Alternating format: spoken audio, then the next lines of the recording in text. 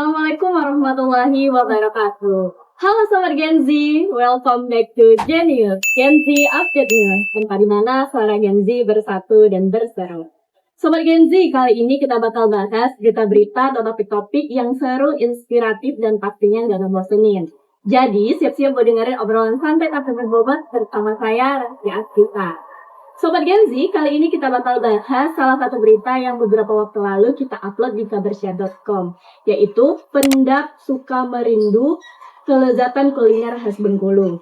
Nah, untuk membahas itu, kita sudah bersama narasumbernya langsung nih, yaitu Bapak Effendi, yang mengolah langsung pembuatan pendap khas Bengkulu ini. Selamat datang Bapak di Genius. Bagaimana Pak kabarnya hari ini? Alhamdulillah baik ya Pak ya. Semoga selalu diberikan kesehatan dan keberkatan agar usaha pendapnya juga makin lancar ya Pak ya. Amin. Sobat Gen Z, Pak Effendi ini sudah berjualan pendap selama 13 tahun. Jadi sudah sangat lama ya. Makanya hari ini kita bakal bincang-bincang ringan bersama Pak Effendi mengenai jualan pendapnya. Sebelum kita masuk lebih jauh nih Pak, kan saya baca di berita bahwasannya Bapak ini sudah berjualan pendap dari tahun 2013 ya. Nah, kan itu sudah sangat lama. Boleh dong Pak diceritain sedikit awal mula Bapak memilih pendap sebagai usaha jualan Bapak ini kenapa? Sama-sama kita bisnis pendap ini sebetulnya turunan ibaratnya itu dari orang tua. Jadi mereka yang pertama sudah lama mereka berkecimpung di bidang pembuatan pendap. Jadi untuk mewarisi kuliner di bidang kuliner abdi dulu ini, ya kebetulan dari pihak orang tua kita sudah lama menjalaninya, maka kita mencoba untuk melanjutkan gitu kan bisnis pembuatan pendap itu. Jadi ini usaha yang turun temurun ya Pak ya dari keluarga ya Pak? Turun temurun juga bisa. Iya Pak. Kan sebagai penjual pendap nih Pak yang sudah lama, kan sekarang ini banyak makanan yang muncul yang lebih viral Pak. Menurut Bapak apa sih keunikan tersendiri dari pendap ini yang beda dari makan yang lain dan masih diminati sampai sekarang Pak? Sebenarnya pendap itu kan makanan khas Bengkulu gitu kan. Sekalipun juga ada saingan-saingan yang lain, mungkin mereka susah untuk istilahnya menyamakan dengan produk kita, terutama pendap ini kan. Karena dia punya ciri khas sendiri. Misal satu-satunya pepes yang ada daun talasnya, kemudian ada proses fermentasi ikannya di dalam, gitu kan. Tempat dengan bumbu seperti pepes juga ada, gitu kan. Itu kemungkinan besar di daerah lain itu nggak ada, gitu. Makanya dulu, gitu. Kemudian proses pembuatan itu memang butuh waktu yang lama dan kesabaran, karena kan bahannya terutama daun talas itu kan mengandung zat yang bisa membuatkan alergi atau apa kalau kita nggak bisa memasak yang benar, gitu kan. Jadi sangat banyak yang kayak keunikan dari pendap ini. Nah, kenapa Pak pendap ini harus dengan lama Pak, sampai berjam-jam? Itu yang pernah kita coba ya. Memang sebenarnya bisa aja sih. Kata orang itu dari daun talas ini, terutama daun talas, kemudian dari daun kates atau daun pepaya, bisa. Cuman kenapa lebih diinikan ke daun talas? Yang pertama memang daun talas dari dulu zaman moyang itu daun talas. Yang kedua, daun talas itu cenderung juga lebih tahan lama daunnya. Jadi kalau kita, apalagi misalnya kita untuk kiriman jauh, kemudian dipakum, itu dia bisa lebih awet ketimbang daun-daun yang lain.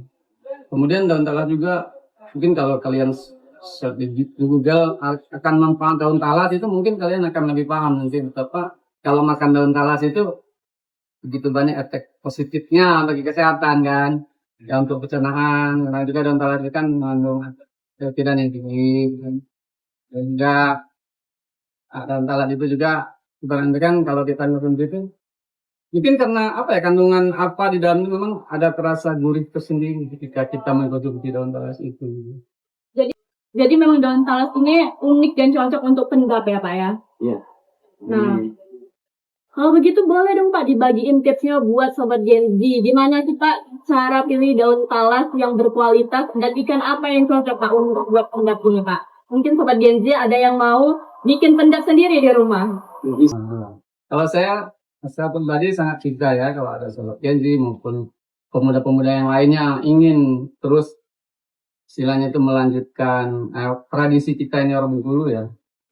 Karena kalau kita apa aja sih namanya kita usaha dan bisnis itu Masih ada tantangan kan, baik dari mulai kita pemasaran, dari hubungannya, gitu kan. Jadi yang pertama kalau kita ingin ingin memahami pendat itu sendiri, ya kita memang harus belajar ke orang yang udah paham gitu kan. Nah, saya bilang tadi, pendat itu termasuk kuliner yang cukup agak ekstrem gitu kan. Karena itu tadi daun talasnya itu berbahaya kalau kita nggak bisa memasak atau membuatnya itu secara benar. Jadi butuh ilmu ya Pak ya untuk masak pendat tuh nggak asal-asalan ya Pak Ya harusnya begitu, harusnya begitu. Karena kita pernah sama-sama ya membuat pendat itu kan pernah ada pendat dari pihak lain itu mungkin ada konsumen yang protes, Pak, kenapa pendat itu kayak gitu, kenapa pendat itu kayak gini, gitu kan. Nah mungkin mereka saya bilang baru dan mereka mungkin untuk bertanya mereka malu, mereka yang melihat oh udah bikinnya sama kayak pepes direbus gitu aja. Oh berarti memang pendat itu beda ya Pak ya dengan pepek. Terus apa Pak yang ada nggak sih Pak perbedaan dari pendat khas Bengkulu ini dengan pendat-pendat yang lain gitu? Mungkin ada pendat khas Kaur, pendat khas Lumang gitu Pak. Sebetulnya pendat pertama dia berarti ya. Ya, Kalau Bengkulu masih masuk Kaur, mana Iya. pendat masih Bengkulu, jadi kita semuanya itu sama sih sebetulnya. Pendat itu kalau orang bilang pendat mana enak, pendat Bengkulu enak, semuanya sama. Yang pertama memang tergantung selera kan. Ada orang yang selera ekstra pedas. Di mana juga ada yang memang paham cara bikinnya, ada warga mana yang bisa dan enak sampai keluar. Orang Bengkulu juga ada yang kayak gitu. Dan ada juga mereka yang orang Bengkulu yang kurang bisa bikin. Orang mana juga ada yang kurang bisa bikin. Jadi kita nggak bisa istilahnya itu mempatokkan bahwa wah, pendat orang Bengkulu enak atau pendat orang mana lebih enak. Enggak, semuanya bisa, sama-sama orang Bengkulu bisa, asal kita sebenarnya lebih kalau kita untuk saling ada sharing gitu kan antara satu pedagang lain dengan pedagang yang lain itu bisa berbagi pengalaman gitu kan. Jadi kan ya semuanya demi kebaikan bersama kan. Kalau pendat Bengkulu enak kan yang bawa nama baik Bengkulu enak kan semuanya kan kena baik gitu kan. Apalagi kita kan ada pemasaran ke retail-retail di online, misalnya di produk-produk itu belanja online yang oren-oren itu, nah itu kan ada produk pendak kan. Nah itu kan berarti kan orang luar yang konsumsi kan. Dengan adanya konsumsi orang luar kan, kalau kita buat dengan baik dan benar kan, mudah-mudahan kan pandangan mereka ya tetap bagus gitu kan produk pendak kita ya. Pak ini sudah berjualan sangat lama ya Pak ya, dari tahun 2019. Ada nggak sih Pak perbedaan cara Bapak promosiin jualan pendak Bapak ini? Pastinya ada ya. Kalau zaman dulu kan belum ada namanya internet, belum ada HP kan, belum ada belanja online ini belum. Kalau sekarang udah ada, jadi kita bisa kalau dulu lebih cenderung memasarkan tuh keliling-keliling atau langganan yang datang. Kalau sekarang kan udah, alhamdulillah kan udah lebih mudah, bisa lewat Instagram, bisa lewat Facebook, bisa lewat gitu. Oh, berarti memang mengikuti zaman ya Pak ya, mengikuti teknologi. Selain berjualan seperti ini yang di rumah-rumah, tetapi juga tetap ikuti teknologi berjualan di online ya Pak. Boleh dong Pak, platform apa aja yang jualan pendat ini di mana aja gitu Pak. Kasih tahu untuk kalian juga Pak. Ya, kalau saya itu sebenarnya mengolahnya itu produk online itu kesulitan sih kalau saya itu nggak begitu. Karena kan saya lebih ke fokus bikin pendak sehari-hari kan aktivitas cari bahan segala macam. Kalau pemasaran itu lebih ke istrinya biasanya melalui lebih ke Facebook lah Instagram gitu. Pasti. Alhamdulillah kan sering orang saya tanya bapak dapat alamat saya dari mana? Saya searching ke Google katanya temu pendapat terus ada nomor HP terus kami nah gitu kan ya. Jadi kan ya berarti kan online juga kan walaupun nggak langsung dia buka Instagram kita, nggak langsung dia cari-cari di Facebook nggak, dia cari di Google pendat dan muncullah kita gitu kan. Ya Sobat Gen Z, banyak sekali ya informasi yang bisa kita dapat dari Pak Effendi ini mengenai pendat. Jadi buat Sobat Gen Z yang ingin makan pendat atau mencicipi pendat boleh hubungi Pak Effendi atau platform Pak Effendi atau langsung saja ke Sukamerindu beli pendaknya Pak Effendi. Pendak pen namanya guys.